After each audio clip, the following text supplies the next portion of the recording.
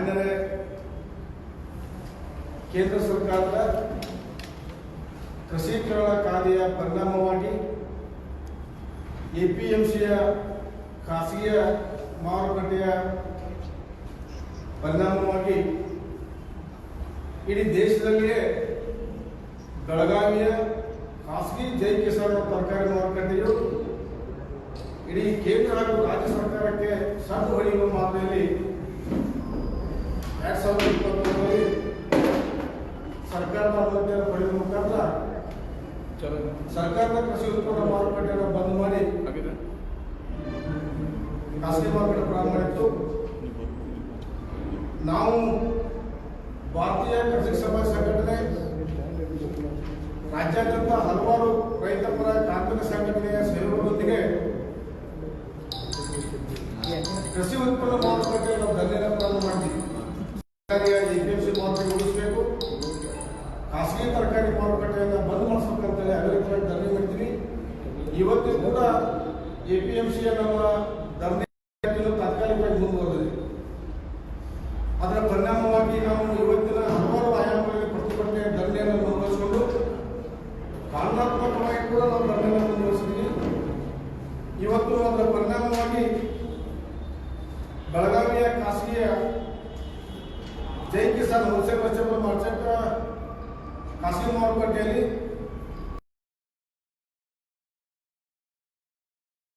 ನಿಯಮಾವಳಿ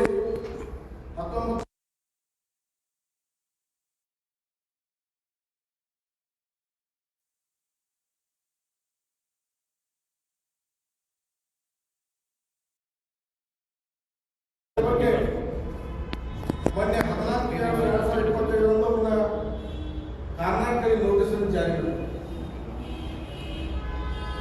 ಇದು ಖಾಸಗಿ ಒಂದು ಕಬ್ಬಳಿಕೆ ಅಂದ್ರೆ ಅದರ ಸರ್ಕಾರದ ನಿಯಂತ್ರಣ ಇದರಿಂದಾಗಿ ಅವರು ತಮ್ಮ ಮುಂದುವರಿಸಿದ್ದಾಗಿ ನಾವು ಸತತವಾಗಿ ಇದರ ಪ್ರಯುಕ್ತವಾಗಿ ಮುಂಚಿತ 2024 ನಾವು ಸರ್ಕಾರಕ್ಕೆ ಪತ್ರ ಬರೆದಿದ್ದೀವಿ.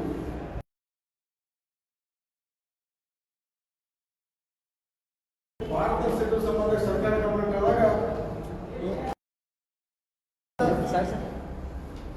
ಸರ್ಕಾರದ ಹಿರಿಯ 3 ಜನ ಅಧಿಕಾರಿಗಳ ಕೃಷಿ ಉತ್ಪನ್ನ ಮಾರುಕಟ್ಟೆ ಮತ್ತು ಜೈ ಅಧ್ಯಯನ ಮಾಡಿ ನಮ್ಮೆಲ್ಲರ ಸಮಸ್ಯೆಗಳ ಕುರಿತು ನಮ್ಮ ಭಾರತೀಯ ಕೃಷಿ ಸಂಘಟನೆಯಿಂದ ನಾವು ದಾಖಲೆ ಸಮಿತಿಯನ್ನು ಕೊಟ್ಟಿದ್ದೀವಿ.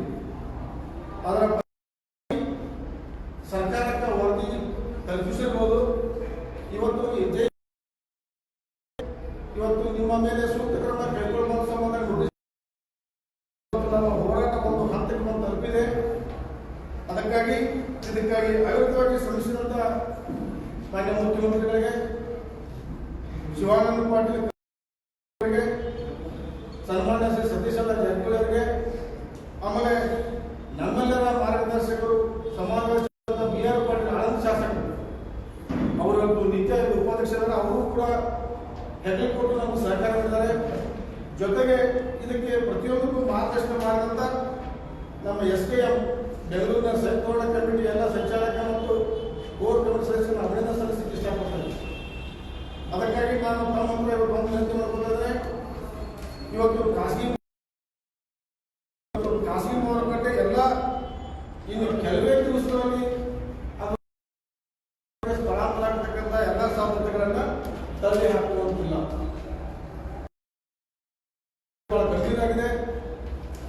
ಇವತ್ತಿಗೂ ಕೂಡ ನಾವು ವ್ಯವಹಾರಗಳನ್ನ ನಾವು ಎಲ್ಲೆಲ್ಲಿ ಏನ್ ಮಾಡಿದ್ರು ಅಂತ ಪ್ರತಿಯೊಂದು ನಾವು ಈ ಕಡೆ ದಾಖಲೆ ಸಮೇತ ಹಸ್ತಾಂತರಿಸಿದ್ವಿ.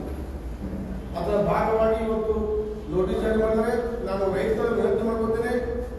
ಕಾನೂನು ಸಂಬಂಧ ಪರಿಹಾರ, ಪಾರದರ್ಶಕ ವಹಿವಾಟು, ರೈತರ ಮುಂದೆ ದರ ನಿಗದಿ, ತೂಕ ಹಾಗೂ ರೈತರ ಕಮಿಷನ್ ಹಾವಳಿಯನ್ನ ತಡೆಯುವ ಸಲುವಾಗಿ ದಯವಿಟ್ಟು ನೀವು ಇನ್ನು ಮುಂದೆ ಕೃಷಿ ಉತ್ಪನ್ನ ಮಾರುಕಟ್ಟೆಗೆ ತಮ್ಮ ಉತ್ಪನ್ನಗಳನ್ನ ಮಾರಾಟ ಮಾಡಲಿಕ್ಕೆ ಪ್ರಾರಂಭ ಮಾಡುವಂತ ಉತ್ತಮ ಅಂತ ಹೇಳ್ತಾರೆ.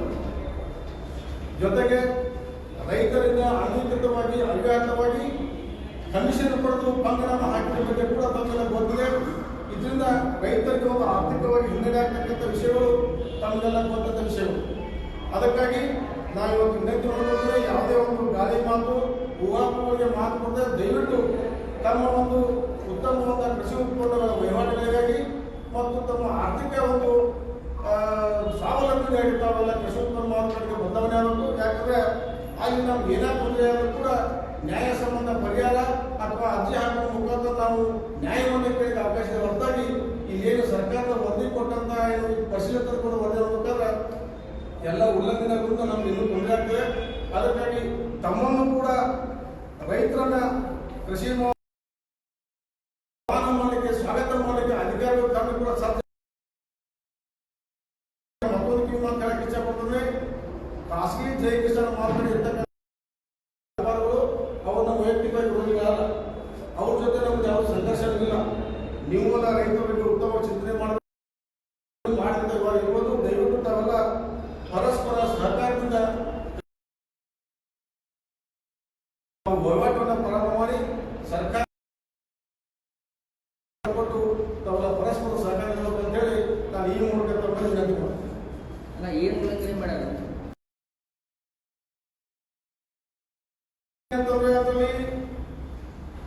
ಕರ್ನಾಟಕ ಕೃಷಿ ಉತ್ಪನ್ನ ಮಾರುಕಟ್ಟೆ 87B ರಲ್ಲಿ ಅಂದ್ರೆ ಕಮಿಷನ್ ತಗೊಳ್ಳಿರ್ಬೋದು, ನಾಮಫಲಕ ದರ ನಿಗದಿಪಡಿಸೋದಿರ್ಬೋದು, ರೈತ ತೂಕ ಇರ್ಬೋದು, ಅಲ್ಲಿ ಚೀಟಿ ಕಮಿಷನ್ ರೈತರಿಗೆ ಪತ್ರ ಕೊಟ್ಟಿರ್ಬೋದು ಅಥವಾ ತೂಕದ ಯಂತ್ರ ಇರ್ಬೋದು, ಸಾಕಷ್ಟು ವಿಷಯಗಳಿವೆ. ಅದೆಲ್ಲ ಉಲ್ಲಂಘನೆ ಬಗ್ಗೆ ಸರ್ಕಾರ ಲಾಸ್ಟ್ ಟೈಮ್ ಅದನ್ನು ಬಂದ್ ಮಾಡಿರ್ತೀವಿ, ಹೋರಾಟ ಮಾಡಿದ್ರಿ. ಡಿ.ಕೆ. ಶಿವಕುಮಾರ್ ಅವರು ಬಂದು ಈಗ ಅಧಿಕಾರ ಬಂದೈತೆ, ಅವ್ರದ್ದು ಅಧಿಕಾರ ಐತೆ, ಅದನ್ನು ಬಂದ್ ಮಾಡಿಸ್ಬೋದಿಲ್ಲ. ಅದರ ಪರಿಣಾಮವಾಗಿ ಇವತ್ತು ಸರ್ಕಾರ ಹಂತ ಹಂತವಾಗಿ ನೋಟಿಸ್ ಕೊಟ್ಟಿದ್ರೆ ಅದರ ಪರಿಣಾಮ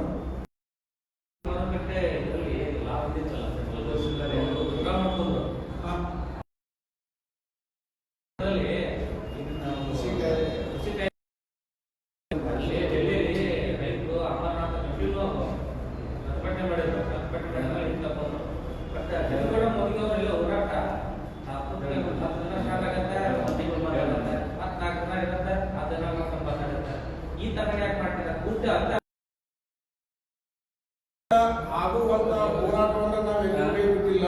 ನಾವು ದಾಖಲೆ ಮುಖಾಂತರ ತಮ್ಮನ್ನು ಸಿದ್ಧಪಡಿಸ್ತಾ ಇದ್ದೀವಿ. 24, 25 ಭಾಗವಾಗಿ ಕೆಲಸ ಮಾಡ್ತಾ ಇದ್ದೀವಿ.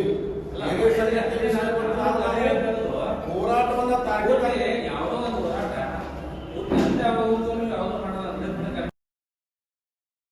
ಆಮೇಲೆ ಮಾಡೋದು ಮಾಡ್ತೀರಿ. ಆ ಹೋರಾಟ ರಾಜಕೀಯ ಮಾರುಕಟ್ಟೆ ಹೋರಾಟ ಮಾಡಿದ್ರೆ ಹೋರಾಟ ಮಾಡೋದಾದ್ರೂ ಸ್ಥಾಪನೆ ಆಯ್ತು.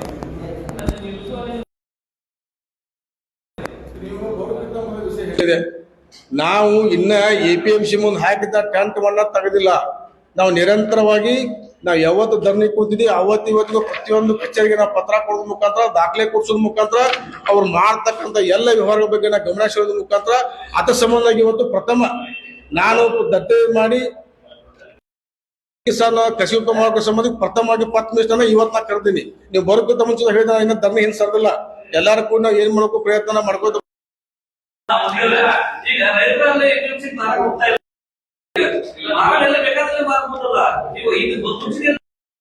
ನಾವು ಮಾರಾಕ ಹೋಗೋ ಸಂಬಂಧವಾಗಿ ನಾವು ಅದ್ರ ಬಗ್ಗೆ ತಕರಾರು ಮಾಡ್ತಾ ಇಲ್ಲ. ಅಲ್ಲಿ ಯಾವುದೇ ರೀತಿ ಕಾನೂನುಗಳು ಪಾಲನೆ ಆಗದ ಸಂದರ್ಭದಲ್ಲಿ ನಮಗೆ ಹಣಕಾಸು ಕಮಿಷನ್ ನಿಯಮ ಬಾರಿ ಕೆಲಸ ಆಗ್ತಾ ಸಂಬಂಧ ನಾವು ಸರ್ಕಾರವನ್ನು ತಗೊಂಡಿದ್ದೀವಿ. ಇವತ್ತು ಕೇಂದ್ರ ಸರ್ಕಾರ ಕೃಷಿ ಕಾಯ್ದೆಗಳನ್ನ ವಾಪಸ್ ಪಡ್ಕೊಂಡು ಬಂದ ಮೇಲೆ ಯಾವ ರಾಜ್ಯದಲ್ಲಿಯೂ ಕೂಡ ಕಾನೂನಿನ ಮಾನ್ಯತೆ ಇರುವುದಿಲ್ಲ. ಇವರು ಕೆಲವೊಂದು ವಿಷಯಗಳನ್ನ ಕಾನೂನು ಬಾಹಿರ ಅಂತ ಹೇಳ್ತದೆ, ಸರ್ಕಾರ ಮನದಟ್ಟಾಗಿದೆ. ಆ ಪ್ರಕಾರ ಹಂತ ಹಂತ ಚರ್ಚೆ ಆಗ್ತಾ ಇದೆ, ಮಾಡ್ತದೆ.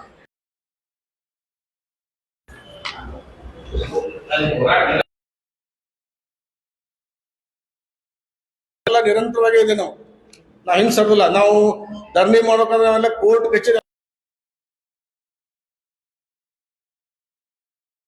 ಅಲ್ಲೂ ಕೂಡ ಅವಕಾಶ ಪಡ್ಕೊಂಡು ಬಂದಿದ್ದೀವಿ. ಅದಕ್ಕಾಗಿ ಇವತ್ತು ಪತ್ರಿಕಾಗೋಷ್ಠಿ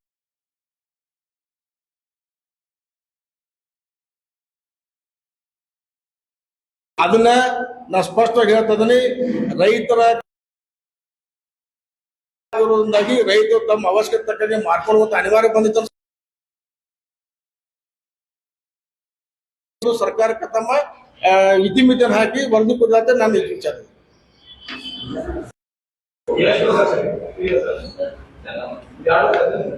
ಸರ್. ಪ್ರೊಟೆಸ್ಟ್ 2021 ಶುರುವಾಗಿದೆ ನಮ್ದು. ಯಾವಾಗ